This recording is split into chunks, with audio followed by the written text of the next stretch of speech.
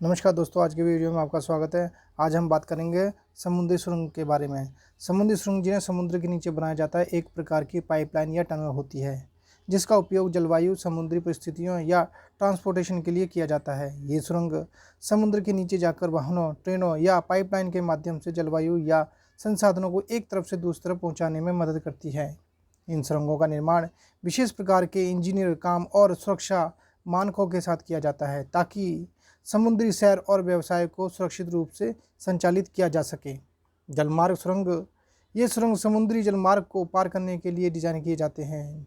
समुद्री सुरंग कई प्रकार की होती हैं, जिनमें से पहले नंबर पर आती है जलमार्ग सुरंग। ये सुरंग समुद्री जलमार्ग को पार करने के लिए डिज़ाइन किए जाते हैं, जिनका मुख्य उद्देश्य जलयानों और जलवायु वाहनों के लिए एक सुरक्षित और तेज़ परिस्थितियों की संचालन प्रदान करने के लिए होता है। दूसरा, संचालन सुरंग।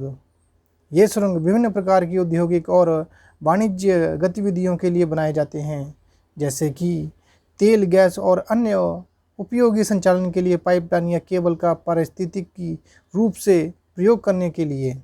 तीसरे नंबर पर आती है रेलवे सुरंग।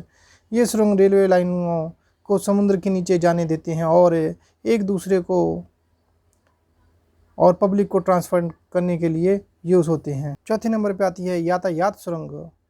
यातायात सुरंग सड़क और हाईवे जोड़ते हैं, जिससे समुद्र के पार या यातायात को सुगम और सुरक्षित बनाते हैं। पाँचवें नंबर पर आती हैं प्राकृतिक सुरंग। इन सुरंगों को अक्सर पहाड़ों या बड़े पत्थरों के अंदर बनाया जाता है और इन्हें पानी के नीचे जाने वाले प्राकृतिक निर्माण होते हैं, जैसे कि गुफाओं के माध्यम से जोड़ते हैं।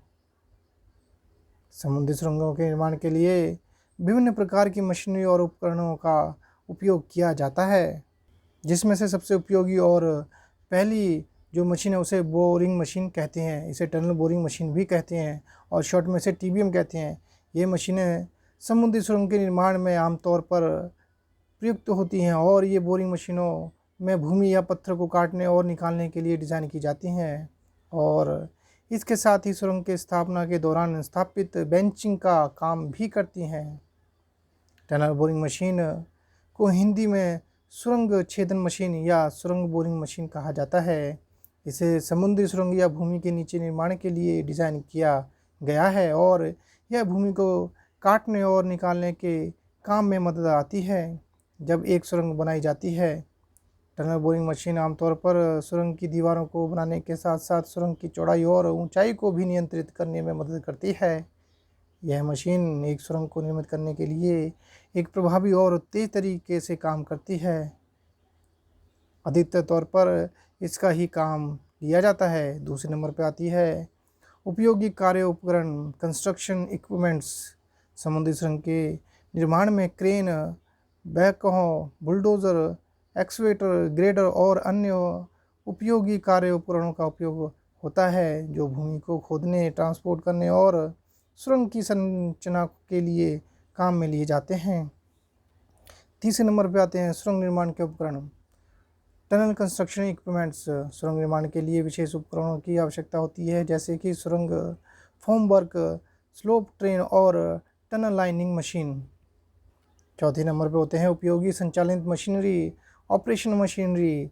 समुद्री सुरंग के निर्माण के बाद सुरंग का संचालन करने के लिए उपयोगी मशीनरी, जैसे कि सुरंग लोकोमोटिव और अन्य संचालन मशीनरी की भी आवश्यकता पड़ती है।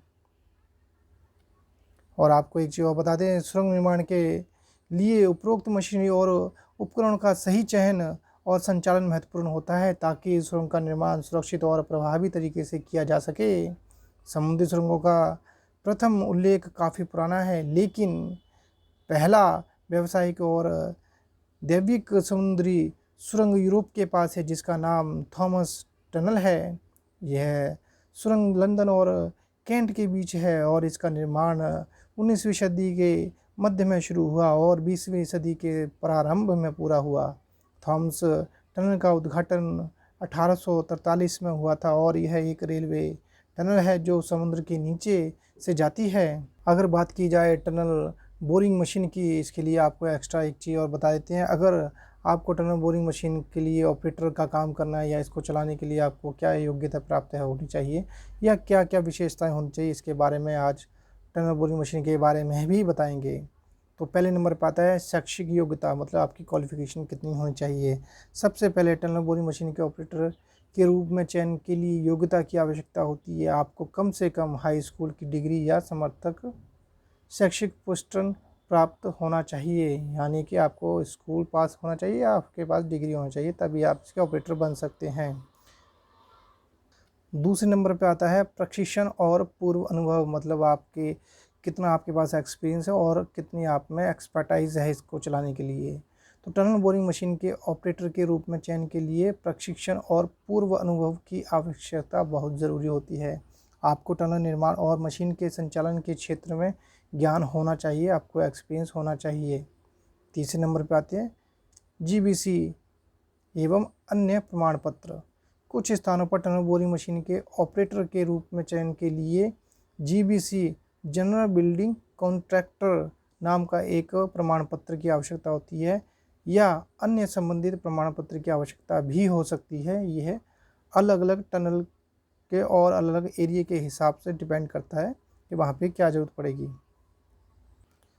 चौथे नंबर पे आपकी आती है टनल बोरिंग मशीन के संचालन का ज्ञान। टनल बोरिंग मशीन के संचालन का ज्ञान और उपकरण की सावधानी से चालन करने की क्षमता भी आवश्यक होती है कि आपको मशीन को चलाने में कितना एक्सपर्टाइज है और कितना एक्सपीरियंस है, वो भी मैटर करता है। पाँचवें नंबर पे आता है सुरक्षा और तकनीकी ज्ञान।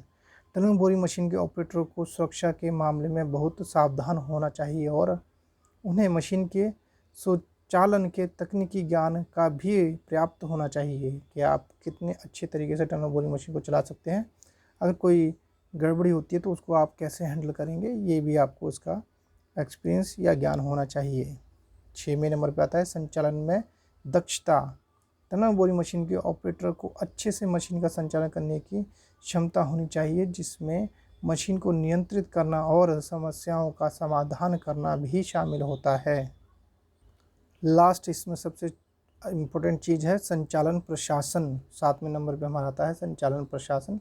टनल बोरिंग मशीन के ऑपरेटर को मशीन के संचालन के लिए उचित प्रशासन कौशल का भी ज्ञान होना चाहिए, जैसे कि अद्यतन रोजगार सूचना, सुरंग के प्रगति की रिपोर्ट तैयार करना और टीम को निर्देशित करना। आपको एरिया का पता होना चाहिए और उस एरिया में आपको कौन सी रिपोर्ट तैयार करके अपने सीनियर्स को देनी है और वहाँ पे क्या क्या रिक्वायरमेंट है वो भी आपको पता होना चाहिए as a tunnel boring machine operator. Tunnel boring machine operator का चयन करते समय उनकी ज्ञान, कौशल और अनुभव का महत्वपूर्ण हिस्सा होता है, ताकि वे सुरंग निर्माण कार्य को सुरक्षित और सफलतापूर्वक पूरा कर सकें। तो होपफुली आपको ये वीडियो अच्छा लगा होगा। टनल बोरिंग मशीन के बारे में मैंने काफ़ी यहाँ पे आपको डिटेल में बता दिया गया है और बाकी आप वीडियो में देख के आपको पता लग जाएगा, और साथ में ही समुद्री टनल्स क्या होती हैं इसके बारे में भी आपको इसका ज्ञान दे दिया गया है। तो होपफुली आपको ये वीडियो अच्छा लगा होगा। तो वीडियो को लाइक करिए, शेयर करिए, सब्सक्राइब करिए। Thank you.